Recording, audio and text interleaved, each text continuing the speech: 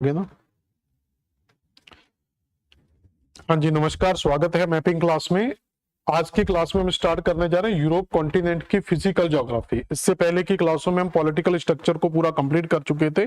अब हमें पूरे का पूरा फिजिकल स्ट्रक्चर कंप्लीट करना है। फिजिकल स्ट्रक्चर के अंदर सबसे पहले आते हैं आपके माउंटेन्स, उसके बाद प्लेटू, फिर रिवर और लेक्स वगैरह के बारे में पढ़ेंगे। यूरोप कॉन्टिनेंट के अंदर एक चीज आपको याद रखनी है कि यूरोप कॉन्टिनेंट में सबसे ज्यादा हमें नदियां मिलती हैं और नदियों के द्वारा बनाए गए मैदान मिलते हैं। पर्वतीय क्षेत्र यहाँ पर बहुत कम मिलता है और पठार तो बिल्कुल भी नाम मात्र के मिलते हैं। तो माउंटेन्स रीजन हमें यहाँ पर मिल जाएंगे, प्लेटू रीजन यहाँ पर बहुत कम मिलता है, प्लेन रीजन यहाँ पर सबसे ज्यादा मिलता है। अगर आपके पास एटलस है, एटलस में देखेंगे पूरे का पूरा मैप आपको ग्रीन कलर में दिखाई देगा। तो इसको पढ़ने से पहले आप एक बार पूरे का पूरा मैप देखें। तो इस पूरे यूरोप कॉन्टिनेंट के अंदर आप देखोगे तो यूरोप कॉन्टिनेंट आपको पूरे का पूरा ग्रीन मैप में ज्यादा दिखाई देता है। तो पूरे का पूरा जो ग्रीन मैप है ये नदियों के द्वारा मैदानी क्षेत्रों का निर्माण करता है। पर्वतीय क्षेत्रों के अंदर देखेंगे तो बहुत कम क्षेत्र होगा जो आपको पर्वतीय क्षेत्रों के अंदर दिखाई देगा। देखो यहां पर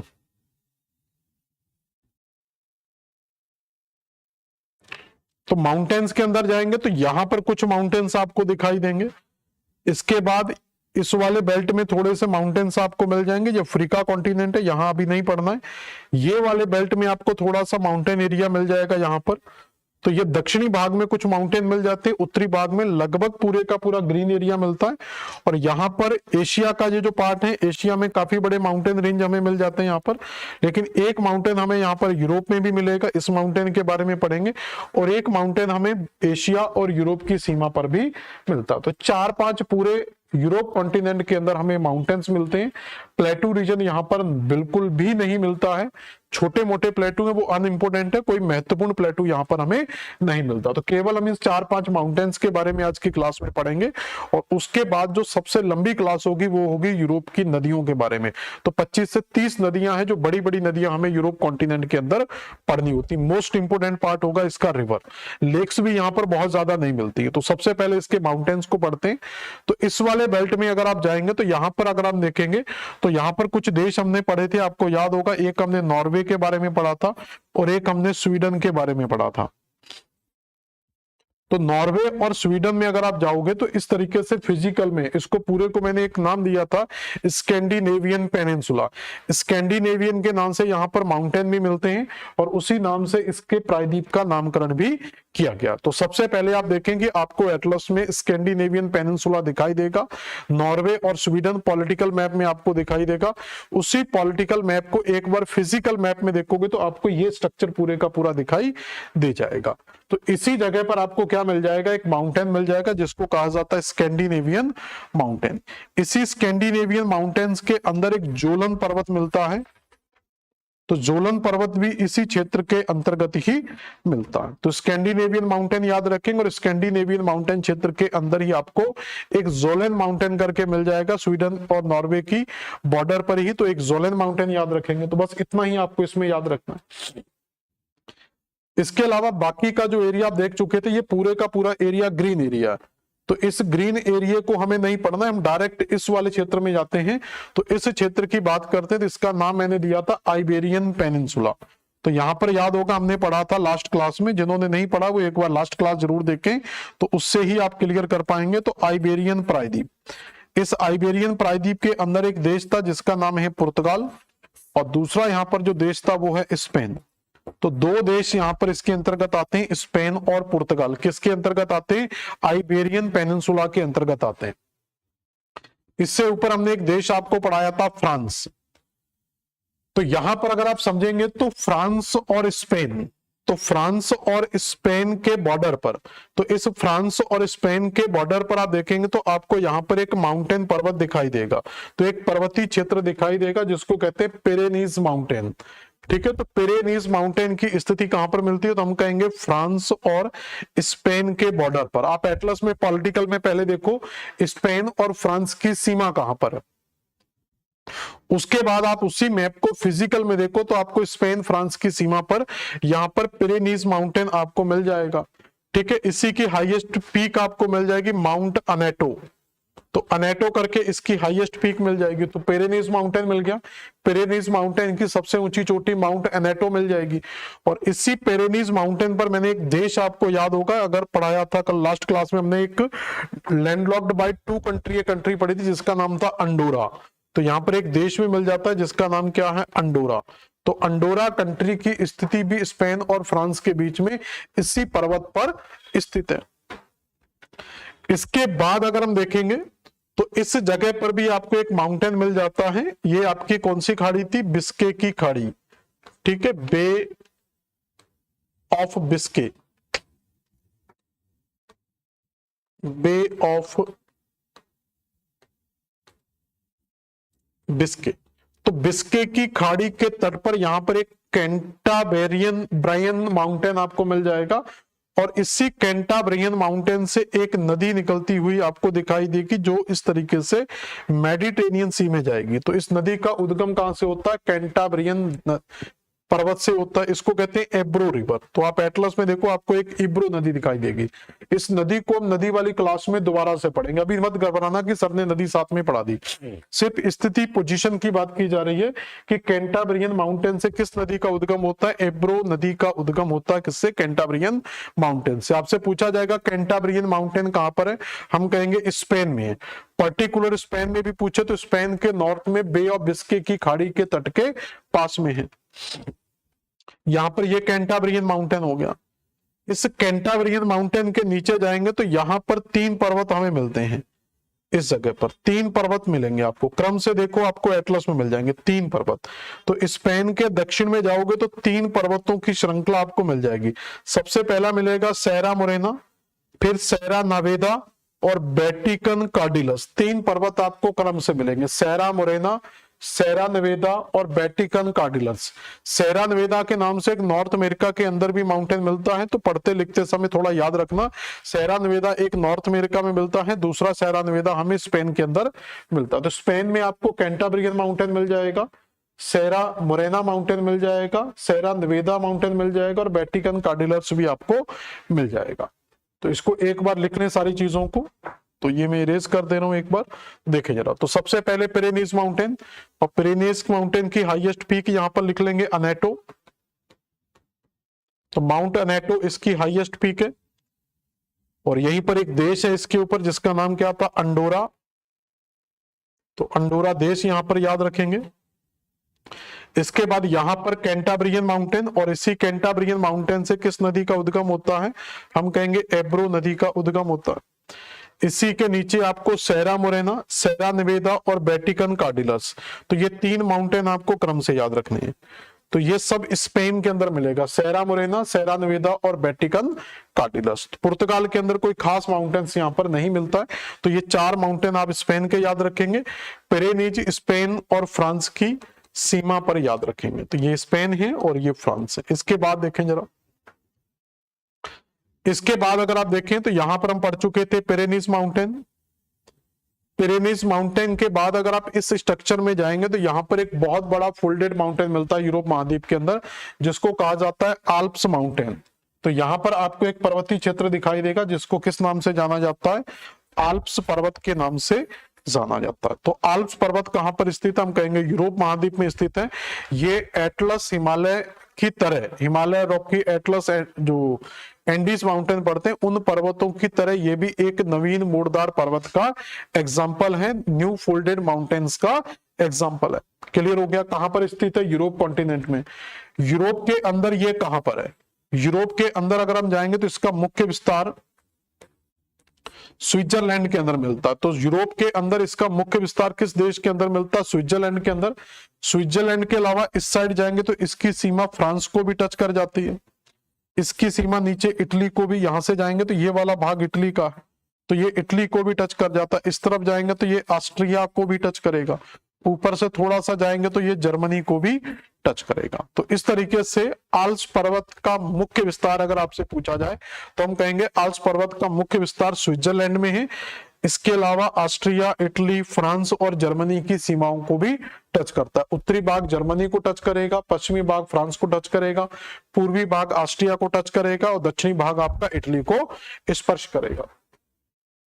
अब क्वेश्चन आता है कि इस आल्प्स पर्वत की सबसे ऊंची चोटी का नाम क्या है। तो आल्प्स पर्वत में अगर हम जाएंगे तो इसकी सबसे ऊंची चोटी, तो आल्प्स पर्वत की सबसे ऊंची चोटी मिलती है जिसको कहते हैं माउंट ब्लांक। तो आल्प्स पर्वत की सबसे ऊंची चोटी अगर आपसे पूछा जाए तो इसका नाम क्या, माउंट ब्लांक। और एक रिमाइंडर जरूर याद रखना, इसमें एक माउंट ब्लांका करके हमें मिलता है, तो यहां पर केवल एक ए का अंतर है, इसका नाम है माउंट ब्लांक और एक मिलता mount Blanca. Mount Blanca Rocky mountains पर हमें मिलता है। तो माउंट ब्लांका की स्थिति कहां पर, रॉकी पर्वत पर, नॉर्थ अमेरिका में। ठीक है, तो ये याद रखेंगे। तो माउंट ब्लांका कहां पर मिलता है, Rocky mountain, north America. North America मैंने पढ़ाया था, वहां पर आपको मिल जाएगा mount Blanca, mount Robson, Mount Elbert वगैरह। लेकिन आज पर्वत की चोटी का नाम क्या है, माउंट ब्लांक। और माउंट ब्लांक की स्थिति इस साइड है, पश्चिम की ओर है। तो पश्चिम की ओर, तो इसका मतलब इसकी स्थिति किस देश में होगी, फ्रांस में। तो आल्प्स पर्वत का विस्तार 5 देशों में है, जिसमें इसकी चोटी माउंट ब्लांक किस साइड स्थित है, फ्रांस में स्थित है। इसके अलावा याद रखेंगे तो आल्प्स पर्वत में से कई नदियों का उद्गम होता है।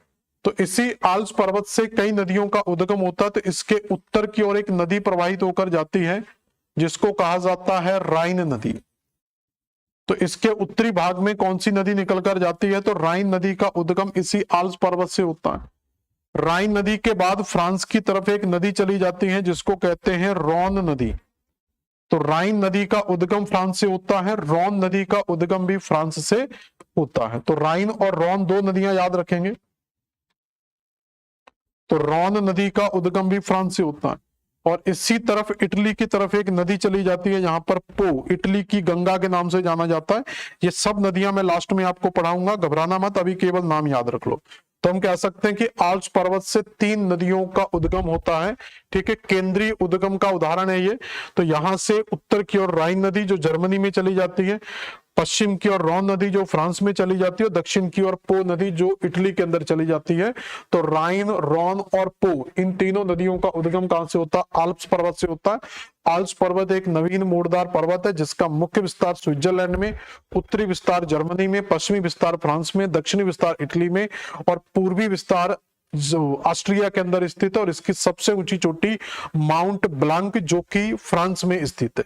क्लियर हो गया इतना सभी को।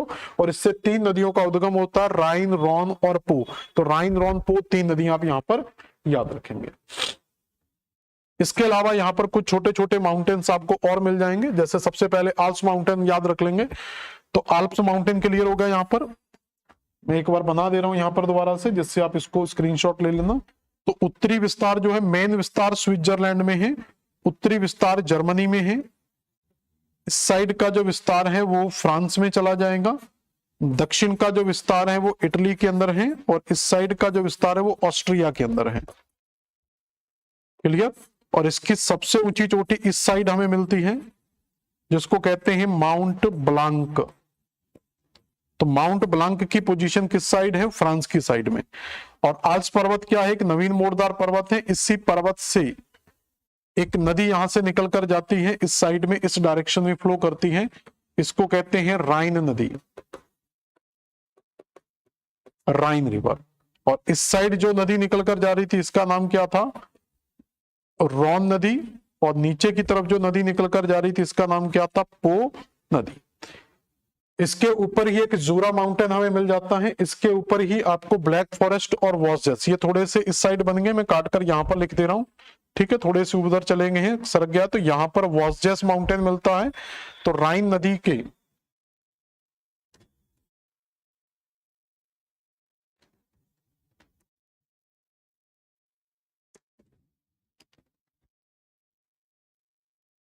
ठीक है, ये नदी एक बार बना लेते हैं यहां से। तो राइन नदी के इस साइड जो है वो वॉसजेस माउंटेन है। ठीक है, थोड़ा उधर चला गया, तो यहां पर एक बार नोट कर लेना आप। तो वॉसजेस माउंटेन की पोजीशन यहां पर नहीं बल्कि इस जगह पर मिलती है, और ब्लैक फॉरेस्ट की पोजीशन इस साइड मिलती है। ठीक है, जब मैं राइन नदी पढ़ाऊंगा उस समय इसको दोबारा से क्लियर कराऊंगा। तो ये दोनों के दोनों ब्लॉक माउंटेन है। तो वॉसजेस पर्वत भी एक ब्लॉक पर्वत है, ये कैसे पर्वत है, ब्लॉक माउंटेन। तो राइन वॉसजेस पर्वत फ्रांस की तरफ हमें मिलता है, और ब्लैक फॉरेस्ट पर्वत हमें जर्मनी की। ये थोड़े मैंने ऊपर बनाई और नीचे मिलेंगे, एटलस के अंदर आप देखोगे तो अच्छे से आपको मिल जाएगा। तो इसको राइन घाटी कहा जाता है। तो राइन नदी का एक भ्रंश घाटी है जिसमें फ्रांस की तरफ वॉस्जेस पर्वत है और जर्मनी की तरफ क्या मिलता है हमें, ब्लैक फॉरेस्ट पर्वत मिल जाता है। ठीक है, थोड़े नीचे मिलेंगे जहां पर जूरा पर्वत और पास में आ जाएगा, तो यहीं पर आपको ये दोनों पर्वत मिल जाएंगे। एटलस में अच्छे से देखना। इसके बाद इटली के अंदर जाएंगे तो यहां पर हमें एक अपेनाइन पर्वत मिल जाता है और अपेनाइन पर्वत के नीचे ही एक ज्वालामुखी क्षेत्र मिलता है जिसको कहते हैं, इसका सबसे ऊंचा क्षेत्र भी है, और एक माउंट विसुवियस। कई लोग इसको सुसुप्त ज्वालामुखी कहते हैं, कई लोग इसको शांत ज्वालामुखी कह देते हैं। तो अपेनाइन पर्वत की सबसे ऊंची चोटी का नाम क्या है, माउंट विसुवियस। और इसी अपेनाइन पर्वत से एक नदी निकल कर जाती है जिसको कहते हैं टाइबर नदी। तो टाइबर नदी का उद्गम किससे होता है, अपेनाइन पर्वत से होता है। अपेनाइन पर्वत कहां पर, इटली में, और इसी पर हमें क्या मिल जाता है, माउंट विसुवियस, जो एक वॉल्केनिक माउंटेन है। क्लियर हो गया। तो ये आल्प्स पढ़ लिया हमने, और इधर से जूरा माउंटेन याद रखेंगे, ये फ्रांस में है। ठीक है, यहां लिख दे रहा हूं। तो जूरा जो मिलता है ये हमें फ्रांस में मिलता है। ठीक है, वॉस्जेस की अगर पोजीशन देखोगे तो ये भी फ्रांस में है। और अगर ब्लैक फॉरेस्ट अगर आपसे पूछा जाए कि ब्लैक फॉरेस्ट कहां पर है, तो ये जर्मनी में है। ठीक है, और आल्प्स का विस्तार 5 देशों में, अपेनाइन इटली में, माउंट विसुवियस भी इटली में। इसके बाद देखें, इसके बाद यहां से जाएंगे तो ये आपका एटलस इटली वाला पार्ट है जिसमें अपेनाइन पर्वत हमने पढ़ा। इसके इस दक्षिणी भाग में अगर आप जाएंगे तो यहां पर आपको दिनारिक आल्प्स माउंटेन मिलेगा, और दिनारिक आल्प्स से नीचे जाएंगे तो यहां पर आपको पिंथस माउंटेन मिलेगा। तो दिनारिक, ये सब बाल्कन प्रायद्वीप के अंदर कई छोटे छोटे देशों में स्थित है। तो यहां पर ज्यादातर आपसे देश नहीं पूछे जाते। ठीक है, तो यहां पर सिर्फ तट पूछा जाता है। तो यहां पर कौन सा सागर है, ये एड्रियाटिक सागर। यहां पर कौन सा सागर था, एड्रियाटिक सागर।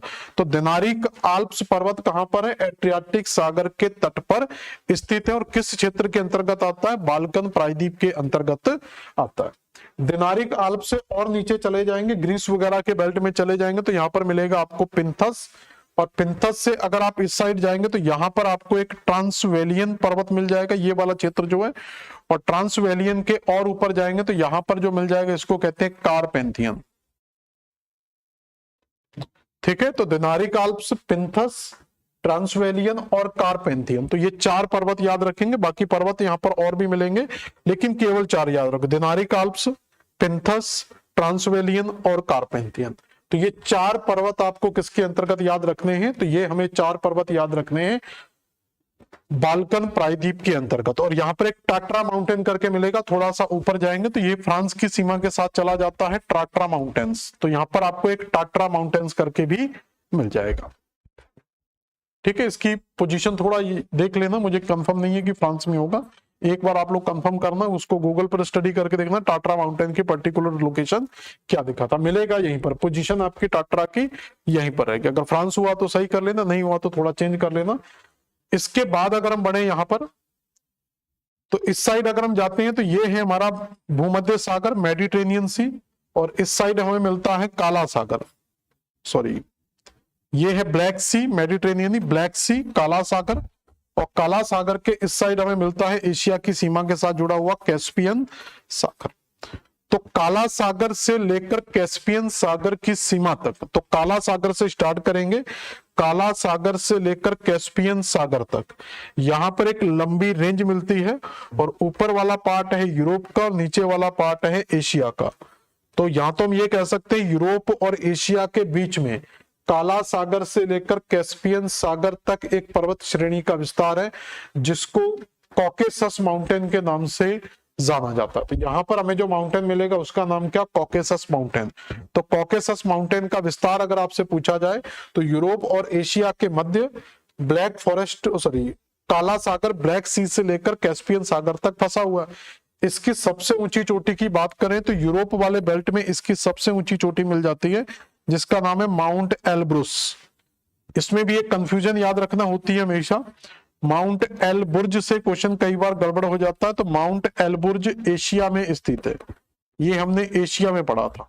तो जब भी माउंट एलबुर्ज पूछे तो एशिया आएगा, और एल ब्रुस पूछे तो ये आपका यूरोप में होगा। तो एलबुर्ज और एलब्रुस में कई बार कंफ्यूजन हो जाती है, दोनों पॉइंट अलग अलग हैं, दोनों को अलग अलग याद रखना है। तो ये कॉकेसस माउंटेन की कहानी होती है, ये भी एक फोल्डेड माउंटेन टाइप का है। इसके बाद एक लास्ट माउंटेन हमें मिल जाता है यूरोप और एशिया की सीमा के बीच में, जहां पर, तो ये पूरी की पूरी माउंटेन रेंज जो मिलती है इसको कहा जाता है यूराल माउंटेन।